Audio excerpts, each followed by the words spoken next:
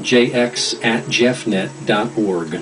The Kyron Horman story does not seem to stay out of the news for very long. Kyron himself has not been seen since June of 2010 at his elementary school in the Portland area. He was 7 years old at the time. Kyron lived with his father and stepmother. His mother lived then and still lives in the Rogue Valley. Desiree Young kept up hope and kept up the pressure since Kyron vanished. She joins us today for the first time to talk about then and now. Desiree Young, thanks so much for joining us here in the Exchange. Thank you for covering Kyron's case. What did you think when you first got those calls back in June of 2010? Was there the theory that popped into your mind right off the bat? Yeah, right away I felt like Terry's story wasn't jiving. She was lying to me about Terry the Horman, school. your ex-husband's second wife. Yeah, so Kyron's stepmom. Her story just wasn't lining up. My gut was telling me that something was wrong, very seriously wrong. The search for clues right after he vanished was massive. I know some people have described it as one of the largest searches in the history of the state of Oregon. It is, yes. They brought in, I believe, somewhere in the neighborhood of 17 different agencies.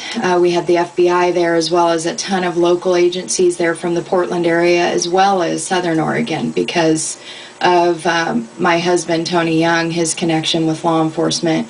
They brought everybody into it. And they had probably 350 search and rescue people on the ground that first night looking for Kyron. So it was extremely large right from the beginning. In hindsight, is there anything you wish had been done at that time that wasn't done?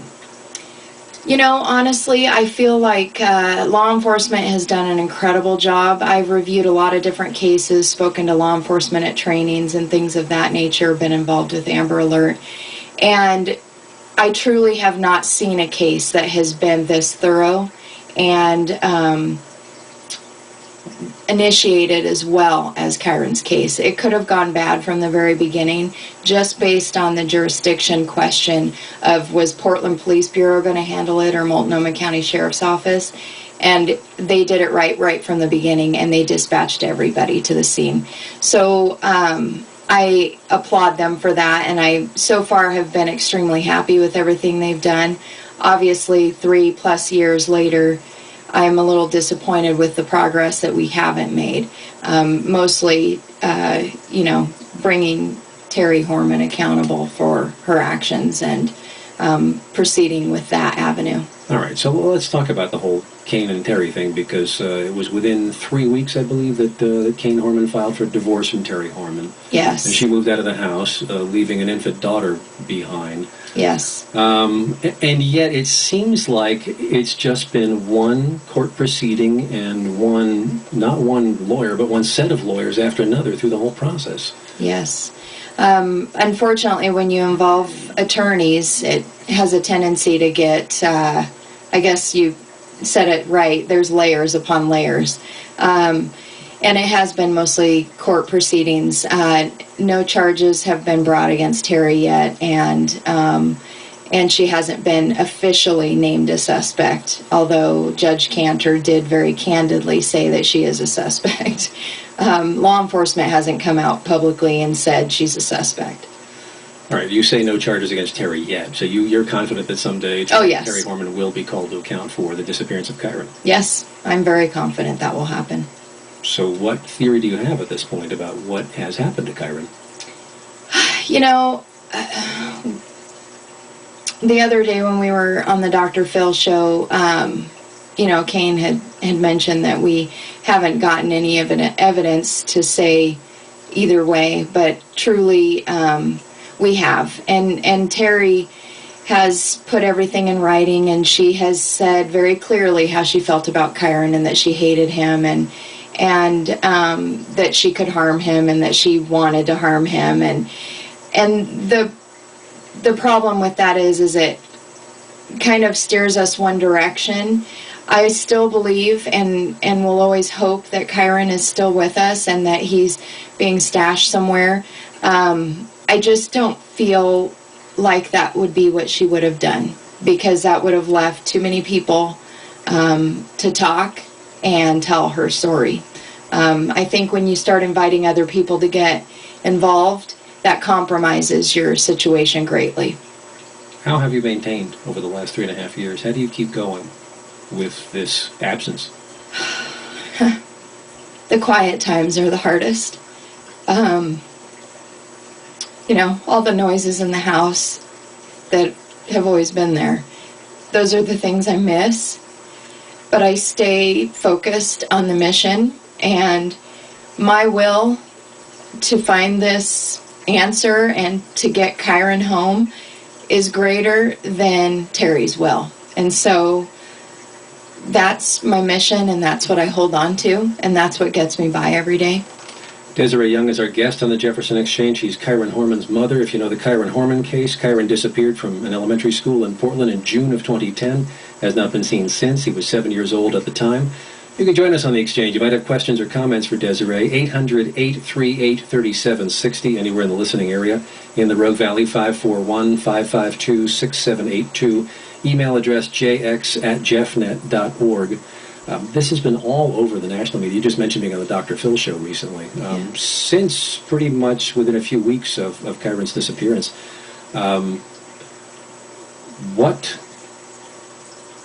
what's it been like to go through this process of telling the story over and over and over?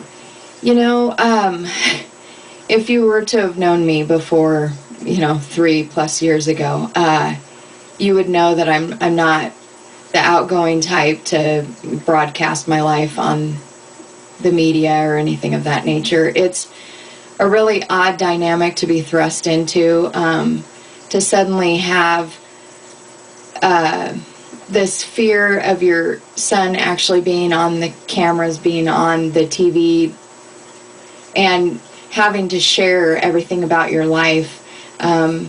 It's really odd, but at the same time, the fear of having it not be covered is greater than the fear of not sharing something, or the possibility that if you don't share something, it might not get solved, or, it's just a weird feeling to have, and then to be thrust into handling interviews and things of that nature when that's not your strong suit. Kyron's shy, and he takes after me, and I had to really figure this out real quick. And I think through trial and error, sometimes you fail, and you learn from that. So, has there been much buoyance from the fact that people have really taken such an interest in the Kyron case and have really said nice things to you and offered to help in whatever way they can? Yeah, I think truly, in a situation like this, unfortunately, what ends up happening is people need to identify with you for them to really feel passionately about the cause. And I think because we are such normal people, so to speak, I hate to use that term, but we are the average people, and this is really unusual for this to happen, and it just strikes people. It makes them think, this could be my child, this could be our life. And it's really unfortunate to be in this experience, but we do have that power to influence other people and how they handle the safety from their own lives. I went back and looked at the timeline on Kyron's case, and even in July of 2010, so just a few weeks after Kyron was last seen, police said they're making progress. So it seems like there have been a number of false hopes along the way. Well, and, honestly, it has been progress. It doesn't seem like it to the general public and people looking in, but there has been a lot of progress. And maybe we haven't found Kyron yet, but we have a lot of circumstantial evidence tying Terry to Kyron's disappearance, and we are 150% confident that Terry's the person that we're, needing to bring in and charge, and that's not the issue. It's, being able to not make the same mistake that we did with Casey Anthony and Kayleigh's case. It's extremely important to have the child first before charging the suspect. There was another search for clues, seems like in mid to late August? Yes, late August. And I brought in 10 dog teams, 2 nonprofit organizations, Class Kids, as well as Canine Forensics from New Mexico. We had about 65 volunteers helping us on each day.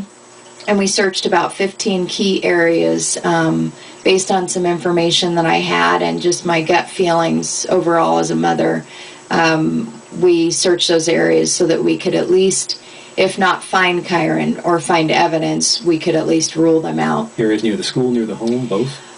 In the Skyline community, and near both areas. Mm-hmm. And there was a statement from you at the time that there were some interesting things found. There were some discoveries? Yeah, we did find 2 pieces of possible evidence that are connected to Terry.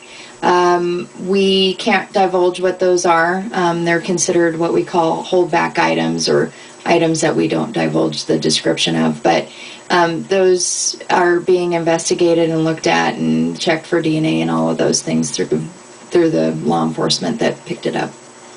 So it's a little hard to keep track of all the court stuff. I mean, a lot of it centers around the divorce proceedings between your ex-husband and his estranged wife. So this is Kane and Terry. So, and then is there also a suit that you have filed as well? I filed a civil suit at the 2-year mark. Unfortunately, we had to dismiss that as of June this year because law enforcement, the DA's office specifically, would not turn over their file. And that seems to be an ongoing thing. We're between the divorce proceedings, the civil suit, the criminal case, the search, that there are just so many layers of things. Well, this person can't say this because of this, which must be frustrating. Oh, it's extremely frustrating. I mentioned it on the Dr. Phil show. What's so frustrating is that our world has come to the point where Kyron's rights no longer are more important than Terry's rights and her right to plead the Fifth Amendment. It's frustrating, and we can't get answers. We have to go a different route. But that doesn't mean that I'm going to give up. So what is going on? There's still the website, right? And how often do you get contacts from people? It sounds like the case is certainly fresh enough in people's minds that they're still interested. Fortunately, we've had so much coverage on Kyron, and people feel so passionately about this. And I think because it was his school that he went missing from, or the last place he was seen, this really hits close to home for people, and so I think the interest is there, and I hope that it stays that way, at least until we can bring him home. So and I know a lot of people do want to help in cases like this, so where should they go? What should they do? If they ever want to contact me, I'm always available. Desiree Young 424 at live.com. They can email me, ask me questions if they want to help, volunteer, whatever. A lot of the things that my family and our local area Kyron supporters do are, in the forms of searches. We don't do a lot of fundraisers for Kyron. We like to give those things out for free. But we do always ask for volunteers if we want to do a search.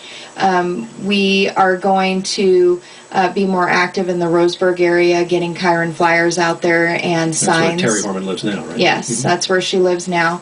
And we just need to keep the pressure on Terry. So I'm always welcome to feedback if people want to email me and give me thoughts, prayers, whatever they want. I'm always open to that. And then, of course, Missing Kyron Horman on Facebook is manned by Kyron's family, and that's always a great place for resources or to contact us too. Okay, and also there's bringkyronhome.org? Yes, that's Kane's website, and he runs the fundraising end of this and getting T-shirts and bracelets and buttons and things for Kyron. All right, Desiree Young, never the most pleasant circumstances in which to talk to you, but best of luck as you continue your search for Kyron. Thank you very much. Desiree Young, our guest here on the Jefferson Exchange. Getting close to the bottom of the hour. Events Day next. Here is Garrison Keeler.